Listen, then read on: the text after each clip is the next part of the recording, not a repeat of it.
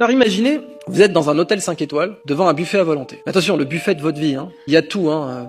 Salade bar, menu vegan, viande grillée, sushi, massage des pieds, la totale. Et là, bon, imaginez, vous avez faim. Ah, vous êtes au paradis, là. Et puis maintenant, imaginez, il y a le maître d'hôtel qui débarque et qui vous fait, tu dois tout manger. Et tout ce que tu laisseras, ça sera porté sur l'addition, en fait. C'est-à-dire que là, tu paieras pas ce que tu as mangé, tu paieras ce que tu n'as pas mangé. Et si tu en laisses trop, non seulement tu paieras une addition mirobolante, mais en plus, tu seras dégagé de l'hôtel, on fera une haie d'honneur pour t'humilier, en fait. Et puis, le maître d'hôtel sort sa montre et il vous fait, ah, au fait, t'as 1 heure. Parce que quelqu'un l'a fait avant toi en 1 heure, donc on sait que c'est possible. Là, vous êtes en enfer. Le buffet n'a pas changé. C'est le même buffet. Mais les règles du jeu ont changé. Et on a pu passer comme ça de l'enfer, du paradis à l'enfer, en changeant juste des règles. Mais en gardant le même contenu. Ah, évidemment, je sais pas si cette situation arrivait à vos gosses une fois dans leur vie, que quelqu'un les séquestre et les oblige à bouffer un buffet entier, sous peine de sanctions. Si ça vous était arrivé même à vous, vous seriez en analyse pendant 10 ans. Pourtant, si je vous disais que ça vous est déjà arrivé, pendant pas 1 jour, mais pendant 3000 jours dans votre vie, c'est quoi cette situation que je viens de décrire? À beaucoup d'égards, dans l'enseignement, vous êtes sanctionné non pas sur ce que vous avez mangé, mais sur ce que vous n'avez pas mangé. Personne n'a 20 sur 20 de moyenne. Alors il y a même eu l'époque complètement dingue des notes négatives. Notes négatives, ça veut quand même dire que t'aurais mieux fait de rien faire.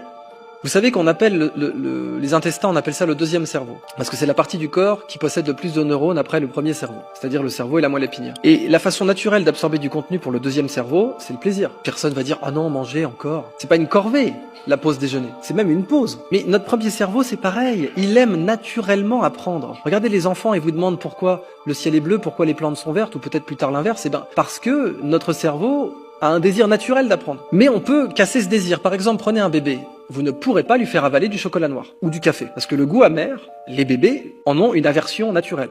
Parce que le goût amer, ça signale les neurotoxiques. C'est pour ça que l'alcool est amer aussi. Hein. Et donc le cacao, le café et l'alcool sont amers. Mais en grandissant, on peut apprendre à aimer le chocolat noir, ou le cacao, ou le café, ou le champagne. Si vous forcez un gamin à prendre du chocolat noir alors qu'il vraiment il en veut pas, et que vous le forcez, vous dites non mais je t'ai pas demandé ton avis, tu vas le bouffer le chocolat noir, bah vous allez le dégoûter du chocolat. Vous lui montrez une boîte de Jeff de Bruges, il va dégueuler direct. Bienvenue dans l'apprentissage contemporain des mathématiques.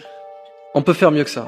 Ça veut pas dire qu'on peut pas apprendre les mathématiques aux enfants. La bonne nouvelle, c'est qu'au contraire, on peut, mais qu'il faut y mettre les formes. Et qu'il faut pas surcomplexifier les choses, justement, en Finlande, en Suisse, en Islande, au Danemark. Ils font très attention à concrétiser les maths le plus possible pour rendre leur apprentissage le plus neuroergonomique au début. Puis ensuite, évidemment, on rentre dans l'abstrait. Parce que le but est quand même d'aller vers l'abstrait.